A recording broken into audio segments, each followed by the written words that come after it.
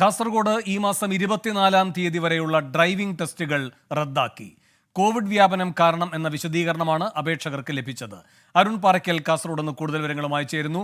അരുൺ, ഇന്നിപ്പോൾ ഈ പ്രതിഷേധം അതിന്റെ ഭാഗമായി എല്ലാ ടെസ്റ്റും നടക്കാത്ത ടെസ്റ്റുകൾ റദ്ദാക്കിയെന്നാണോ ഇപ്പോൾ പറയുന്നത്?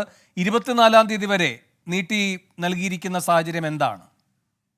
വേണു, ഈ മാസം 24 വരെ കാസർഗോഡ് ജില്ലയിൽ എല്ലാ ഡ്രൈവിംഗ് ടെസ്റ്റുകളും റദ്ദാക്കുന്നതായി നേരത്തെ തന്നെ അറിയിപ്പുണ്ടായിരുന്നു. പക്ഷേ അതിന്റെ അറിയിപ്പ് ഈ ഉദ്യോഗാർത്ഥികൾക്ക് മെസ്സേജ് മുഖേന വന്നതാണ് ഇപ്പോൾ വലിയ തോതിലുള്ള ഒരു വിവാദമായിരിക്കുന്നത്. COVID-19 മൂലമാണ് ഈ ഉത്തരവ്, അതായത് ഈ ഡ്രൈവിംഗ് ടെസ്റ്റ് റദ്ദാക്കുന്നതെന്നാണ് ഇപ്പോൾ ഈ മോട്ടോർ വാഹന വകുപ്പിന്റെ വിശദീകരണം. എന്തായാലും ഈ സംഭവം വിവാദമായിട്ടുണ്ട്. 24-ാം തീയതി വരെയാണ് ഈ ഡ്രൈവിംഗ് ടെസ്റ്റുകൾ ജില്ലയിൽ നിർത്തിവെച്ചിരിക്കുന്നത്.